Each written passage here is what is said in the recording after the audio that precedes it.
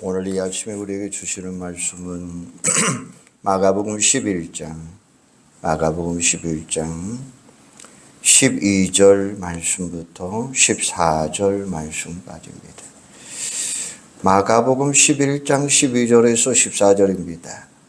이튿날 그들이 베다니에서 나왔을 때에 예수께서 시장하신지라 멀리서 잎사귀 있는 한 무화과 나무를 보시고 그 나무에 무엇이 있을까 하여 가셨더니 가서 보신즉 잎사귀 위에 아무것도 없더라. 이는 무화과 때가 아님이라. 예수께서 나무에게 말씀하여 이르시되 이제부터 영원토록 사람이 내게서 열매를 다 먹지 못하리라 하시니 제자들이 이를 듣더라. 아멘.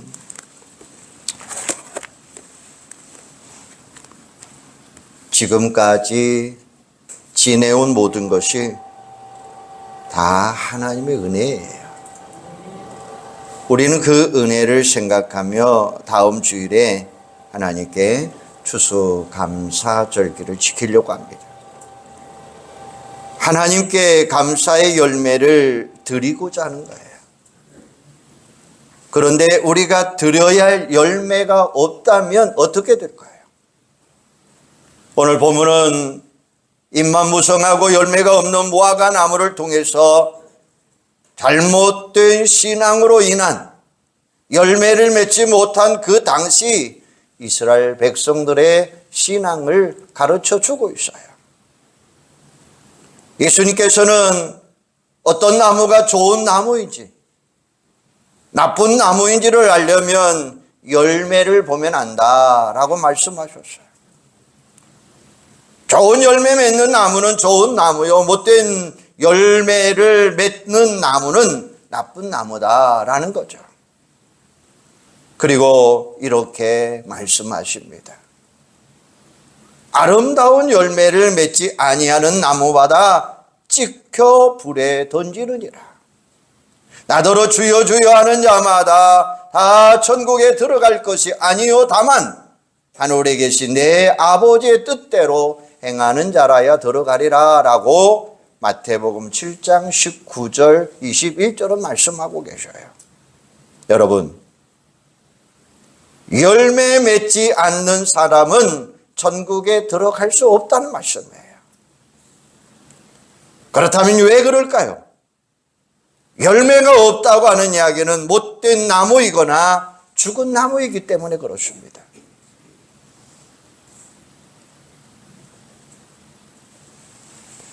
하나님은 우리를 향하여 열매를 기다리고 계신다는 거예요.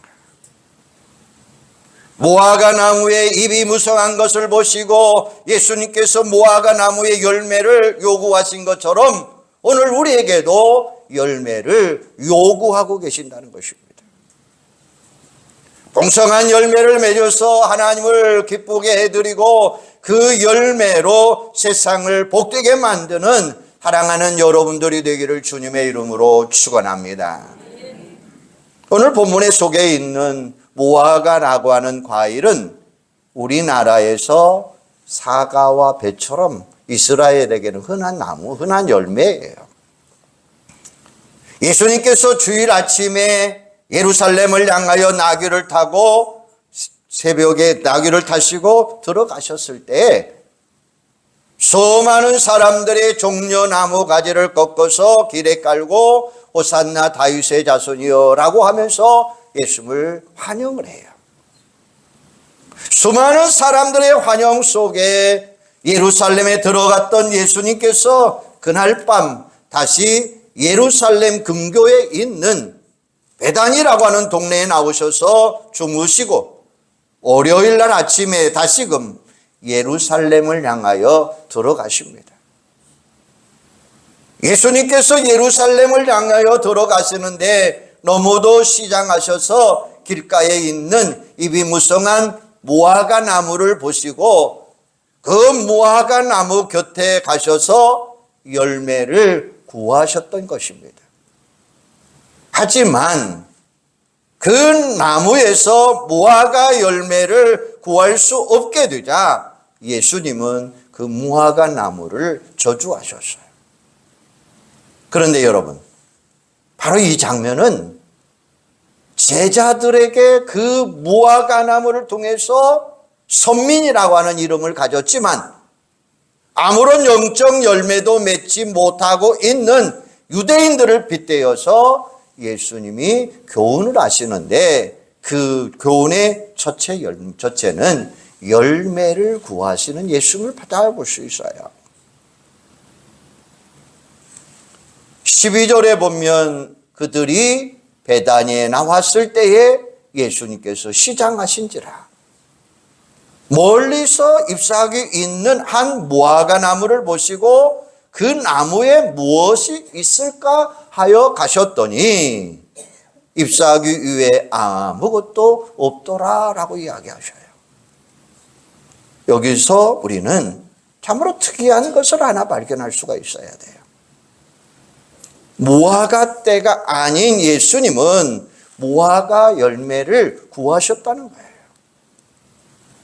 어떻게 보면 상당히 모순된 이야기입니다.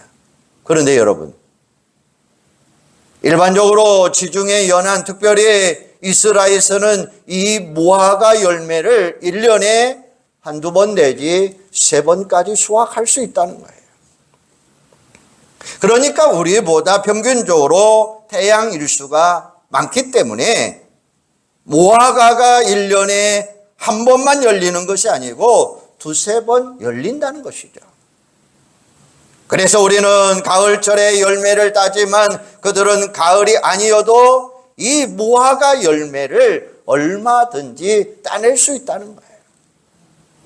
그리고 그 기준은 나무 잎사귀의 무성한 정도에 따라서 열매의 유무를 확인할 수 있다는 것입니다. 그런데 3, 4월경에 무화과 나무에 충분한 열매가 맺힌다고 여러분 한번 상상해 보셔요. 어렵다는 이야기죠. 마가는 이미 무화과 때가 아니라 라고 기록하고 있어요. 열매가 맺혀 있지 않는다면 그 나무 잎은 무성하지 않는다는 것이죠. 다시 말해서 무화과 나무 잎이 무성하다고 하는 이야기는 열매를 맺을 수 있다고 하는 반증이에요. 그래서 예수님은 무화과철이 아님에도 불구하고 잎이 무성함을 보시고 그 나무에 가까이 가서 열매를 구하셨던 것입니다. 이는 단순히 예수님과 무화과 나무의 관계가 아님을 알 수 있어요. 예수님은 이 무화과 나무를 통해서 제자들에게 그리고 유대인들에게 참된 교훈을 던져주고 있는 거예요. 그들은 참으로 안타깝게도 경건의 모양은 있으면서 모르지만 영적 열매는 맺지 아니하는 이율배반적인 신앙인이었어요. 어쩌면 오늘날 이 시대를 살아가고 있는 저와 여러분에게도 똑같은 현상이 아닐까라고 생각해 볼 수 있어요. 가까이 가서 보면 아무런 영적인 열매도 맺지 못하고 있는 무화과 잎만 무성한 그런 실속 있는 신앙인이 아닌가라는 이야기예요. 오늘 이 시간 예수님께서 이 무성한 나무를 향하여 보시고 진정 그 속에 열매가 있는지 확인하기 위하여 가까이 다가오신다는 말씀이에요. 그리고 여러분을 향하여 이렇게 말씀하십니다. 아무개야, 내가 열매가 있느냐? 너에게 진정 영적인 열매가 맺혀 있느냐라고 부르셔요. 주님이 물으실 때에 잎사귀만 무성한 의식과 영적에 치우친 바리새인들이 아닌 내게 있는 열매를 주를 위해 온전히 바칠 수 있는 사랑하는 여러분들이 되기를 주님의 이름으로 축원합니다. 두 번째는 잎사귀만 무성한 무화과 나무예요. 13절에 보면 멀리서 잎사귀 있는 한 무화과 나무를 보시고 그 나무에 무엇이 있을까 하여 가셨더니 가서 보신즉 잎사귀 위에 아무것도 없더라. 무화과 때가 아니니라. 무화과라고 하는 말은 그 나무에 꽃이 없이도 열매를 맺는다고 해서 붙여진 이름이에요. 무화과 나무는 단순히 관상용으로 키우는 나무가 아니에요. 제목으로 쓰기 위해 키우는 나무도 아니에요. 꽃이 아름다워서 향기를 바라는 그런 나무는 더욱더 아니에요. 이 무화과 나무는 오직 열매를 얻기 위해서 심고 키우는 나무입니다. 그러므로 열매가 없으면 무화과 나무는 나무로서 아무런 가치를 발견할 수 없는 거예요. 그래서 예수님께서 이 무화과 나무에 가까이 가셔서 열매를 구하신 거예요. 예수님은 이 무화과 나무 그늘에서 쉬기 위해서 가신 게 아니에요. 무화과 나무에서 나는 열매를 구하기 위하여 가까이 가셨다는 것입니다. 그런데 열매가 없어요. 바로 그때에 우리 주님께서 무화과 나무를 향하여 저주하십니다. 뭐라고 말씀하실까요? 우리 14절 말씀 한번 같이 한번 읽어볼까요? 같이 읽습니다. 예수께서 나무에게 말씀하여 이르시되 이제부터 영원토록 사람이 내게서 열매를 따 먹지 못하리라 하시니 제자들 이를 듣더라. 이제부터 영원토록 사람이 내게서 열매를 따 먹지 못하리라. 그런데 이 말씀이 도대체 이해가 가느냐는 거예요. 이는 평소에 우리가 생각하고 있는 예수님의 모습과는 너무나 동떨어진 말씀이에요. 본격적인 무화과 철에 예수님께서 정당하게 무화과 열매를 구했고, 그렇음에도 불구하고 열매가 없어서 그 나무를 저주하고 말라버렸다고 한다면 이해가 갈 거예요. 하지만 성경에서 분명히 밝히듯이 무화과 철이 아니라는 거예요. 예수는 무화과 나무에 열매가 없자 그 나무를 즉시에 저주하셨어요. 그렇다면 도대체 예수님께서 왜 그러셨을까요? 이 점을 두고 대다수의 성경학자들은 이렇게 해석합니다. 이는 단순히 예수님과 무화과 나무의 관계가 아니라 오늘 이 시대를 살아가는 우리 그리스도인들이 하나님이 요구하신 합당한 열매가 없을 때에는 하나님께서 가차없이 우리를 책망하시고 또 우리를 버리신다는 사실을 분명히 알아야 된다라는 거예요.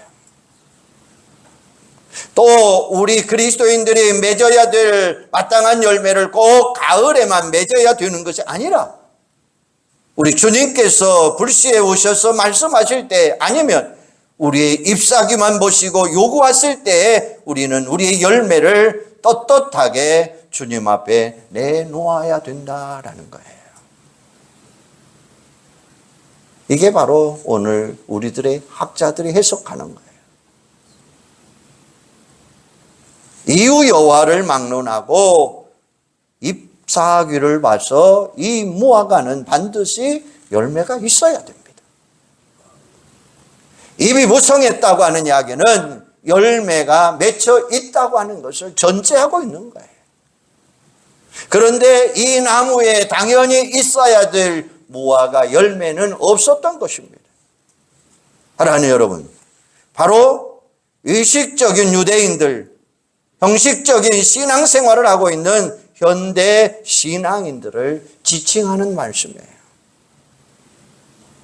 잎사귀는 정말이지 너무나도 무성하고 멀리서 보니까 마치 그 나무에 열매가 주렁주렁 맺히는 것을 보이는데 가까이 가서 보니까 열매가 없어요. 겉으로 보기에는 그 신앙이, 그 사람이 그럴싸한 신앙인 같은데 가까이 가서 접해 보니까 그 사람은 신앙인과는 전혀 상관없는 삶을 살 뿐만 아니라 열매 또한 전혀 맺혀지지 않았다는 말씀이죠. 예수님께서 합당하게 요구하시는 열매를 우리는 과연 맺고 있는지, 오늘 이 시간 저와 여러분은 각자 자신에게 분명하게 한번 질문을 던져보시기를 바랍니다. 그런데 여러분, 성경에서 열매를 이야기하면 가장 먼저 떠오르는 열매가 무엇입니까? 그건 바로 갈라디아서에 나오는 9가지 성령의 열매예요. 오직 성령의 열매는 사랑과 일학과 평과 오래 참음과 자비와 양성과 충성과 온유와 절제니 이 같은 것을 금지할 법이 없느니라.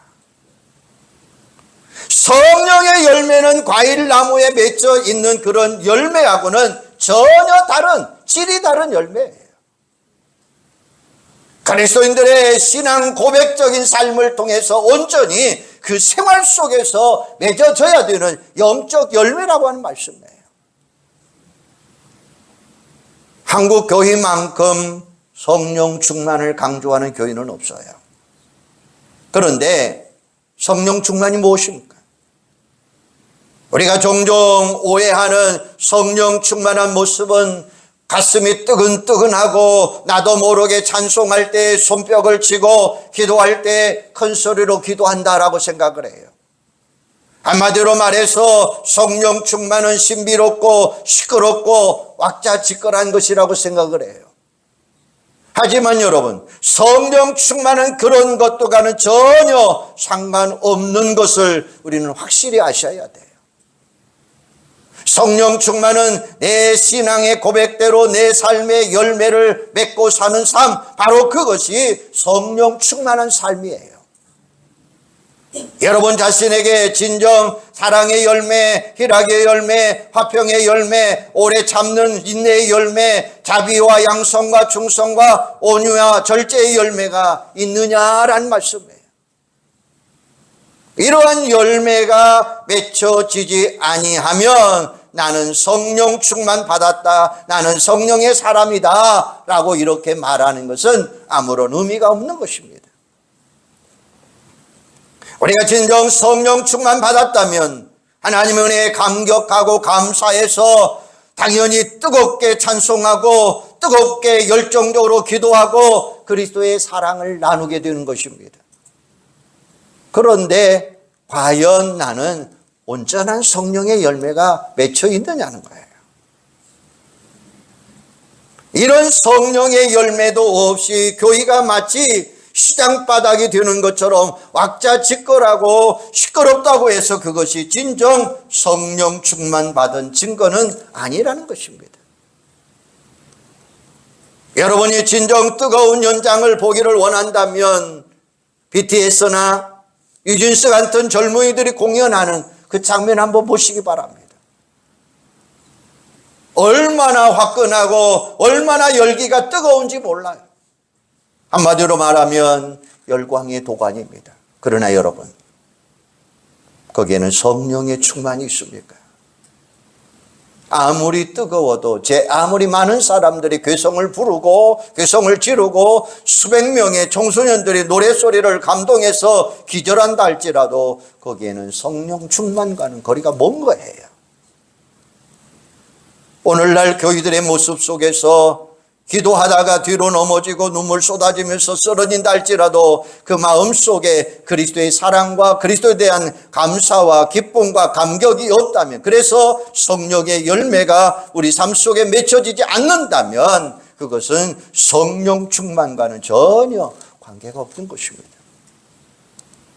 그 중심에 무엇인가, 거기에 열매가 있느냐, 이게 중요한 거예요. 반면에 성령 충만 받았다고 하면서 요란법석을 떨면서 기도했는데 오히려 그 사람들이 교회를 분열시키고 당을 짓고 교회를 시험 들게 한다면 그것은 성령 충만과는 전혀 상관없는, 오히려 사단 마귀의 장난감임을 우리는 분명히 명심하셔야 돼요. 예수님께서 오늘 우리들에게 열매를 요구하셔요. 성령의 9가지 열매가 내 삶 속에, 내 구체적인 신앙 속에 어떻게 맺혀가고 있는가 한번 생각해 보시기를 바랍니다. 하나님 앞에 여러분 자신을 냉정하게 내놓고 나는 과연 열매가 있는가 한번 분명히 살펴보시기를 바랍니다. 시편 126편 5절에 보면 눈물을 흘리며 씨를 뿌리는 자는 기쁨으로 거두리로다. 울며 씨를 뿌리러 나가는 자는 반드시 기쁨으로 그 곡식단을 가지고 돌아오리라. 할렐루야. 혹여 여러분이 무화과 잎만 무성한 껍데기만 그럴싸한 열매 없는 무화과 나무가 아닙니까? 눈물을 흘리며 씨를 뿌리려 기쁨으로 그 곡식단을 거둘 수 있느냐는 것입니다. 하나님의 말씀이 내 마음밭에 온전히 뿌려졌다면 우리는 어떤 열매를 기대할 수 있습니다. 눈물을 흘리면서 하나님께 간절히 기도한 적이 여러분 얼마만큼 있느냐는 것입니다. 오늘 이 시간 내가 진정 하나님의 말씀과 기도로 거룩해져서 하나님과 사람 앞에서 무화과 잎이 무성한 열매 있는 무화과 나무가 되기를 결단하는 시간 되시기를 바랍니다. 네게 있는 열매를 우리 주님께 온전히 드림으로 인해서 영원한 저주가 아니라 영원한 축복의 말씀을 듣고 영원한 열매를 맺는 사랑하는 여러분들이 되기를 주님의 이름으로 축원합니다. 세 번째는 저주받는 무화과 나무예요. 14절에 보면 예수께서 나무에게 말씀하여 이르시되 이제부터 영원토록 사람이 내게서 열매를 따 먹지 못하리라 하시니 제자들이 이를 듣더라 라고 말씀하셔요. 예수님께서 열매가 없는 이 무화과 나무를 저주하셨어요. 그런데 여러분, 마가복음, 마태복음 사이에는 기록한 약간의 차이가 있어요. 마가복음에서는 이제부터 영원토록 사람이 내게서 열매를 따 먹지 못하리라. 마태복음 21장 19절에 보면 길가에서 한 무화과 나무를 보시고 그리고 그 잎사귀 밖에 아무것도 찾지 못하시고 나무에게 이르시되 이제부터 영원토록 내가 열매를 맺지 못하리라 하시니 무화과 나무가 곧 마르더라. 마가는 예수님께서 무화과 나무가 열매 맺지 못해서 그냥 저주했어요. 그런데 마태는 무화과 나무가 예수님께서 저주하자마자 즉시 그 자리에서 말라버렸다라고 이야기하셔요. 예수님을 3년 동안 따라다녔지만 제자들조차도 예수님이 하는 행동을 이상하게 여겼는데 하물며 오늘날 이 시대 현대적인 감각을 가지고 살아가는 우리들이 봤을 때에 이건 말도 안 돼. 어떻게 예수님이 이러실 수 있을까 하면서 더더욱이 이상함을 느낄 수 있어요. 무화과철이 아니었어요. 그런데 예수님은 무화과 나무의 열매를 요구하셨고 무화과 열매가 없자 무화과 나무를 저주하셨고 그 나무는 곧 말라 죽고 말았어요. 그렇다면 왜 때가 아닌데도 예수님은 열매를 요구하셨을까요? 열매 맺지 못하는 무화과 나무 비유인 누가복음 13장 6절에는 이렇게 말씀하셔요. 한 사람이 포도원에 무화과 나무를 심은 것이 있더니 와서 그 열매를 구하였으나 얻지 못한지라. 포도원 지객이 이르되 내가 3년을 와서 이 무화과 나무에서 열매를 구하되 얻지 못하니 찍어버리라. 어찌 땅만 버리게 하겠느냐. 대답하여 이르시되 주인이여 금년에도 그대로 두소서. 내가 두릅하고 거름을 줄이니 이후에 만일 열매가 열리면 좋거니와 그렇지 아니하면 찍어버리소서 하였더라 하니라라고 말씀하셔요. 누가복음 13장의 비유에서 한 사람은 하나님을 비유하고 포도원에 섬기는 무화과 나무는 바로 유대인들을 비유함을 볼 수가 있어요. 그리고 그 열매는 유대인들이 맺어야 될 영적 열매를 이야기해요. 13장 7절에 보면 하나님께서 이 무화과 나무를 관리하는 포도원지에게 이렇게 말씀합니다. 내가 3년을 와서 이 무화과 나무에서 열매를 구하되 얻지 못하니 찍어버리라 라고 이야기해요. 예수님께서 이 땅에 오셔서 3년 동안 사역하셨어요. 3년 동안 전국 복음을 증거하셨어요. 그런데 유대인들은 전혀 회개할 생각도 안 했고 이에 합당한 열매를 맺지 못했어요. 그럼에도 불구하고 포도원 지기인 예수님은 주인인 하나님께 이렇게 말씀합니다. 주인이여, 금년에도 그대로 두소서. 내가 두릅하고 거름을 주리니 이후에 만일 열매가 열면 좋거니와 그렇지 아니하면 찍어버리소서. 오늘 우리가 본 마가복음 11장에 있는 내용, 예수님과 유대인들의 관계 속에서 유대인들의 유선적이고 형식적인 신앙을 비판하고 지적함으로 인한 하나님의 심판은 분명하게 받아야 된다는 말씀이죠. 하지만 누가복음 13장에서 이야기하는 측면은 유대인들과 예수님, 하나님의 관계를 설명해 주고 있어요. 마땅히 찍어서 불에 태워버려야 되지만 3년을 돌보고 찍어버리라는 주인의 요구에도 불구하고 예수님은 제발 한 해만 더 봐줄 것을 간청하고 있는 말씀이에요. 사랑하는 여러분, 여기서 우리는 하나님께서 유대인들과 오늘 이 시대를 살아가는 우리 성도들에게 주시는 중요한 교훈 하나가 있어요. 이 무화과 나무는 바로 유실소예요. 무화과 열매를 위해서 심고 기르는 나무예요. 그런데 그 나무에 열매가 없습니다. 3년이나 기다렸지만 열매가 없어요. 저희는 더 이상 기다릴 수 없다라고 찍어버리라는 거예요. 하지만 그럼에도 불구하고 포도원 지기는 제발 1년만 기다리라라고 통사정을 해요. 그렇지만 여러분, 여기서 명심하셔야 해요. 언제까지나 이렇게 기간을 연장하실 수 없다는 사실이에요. 모든 것은 때와 기한이 있어요. 그러므로 이제 우리는 내가 진정 열매 맺는 자가 되리라고 결단하는 이 시간이 되기를 주님의 이름으로 소망합니다. 우리가 잘 아는 포도나무 비유 요한복음 15장에 한번 생각해 보세요. 무릇 내게 붙어 있어 열매를 맺지 아니하는 가지는 아버지께서 그것을 제어버리고 라고 말씀해요. 이게 포도나무의 양육 원리죠.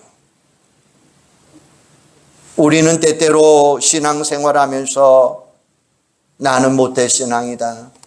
나는 예수 믿은 지 10년, 20년, 30년, 아니 평생 동안 예수 믿었다. 이렇게 말하면서도 내 신앙의 연륜을 자랑할 때가 얼마나 많습니까? 하지만 그것은 아무런 자랑거리가 되지 못해요.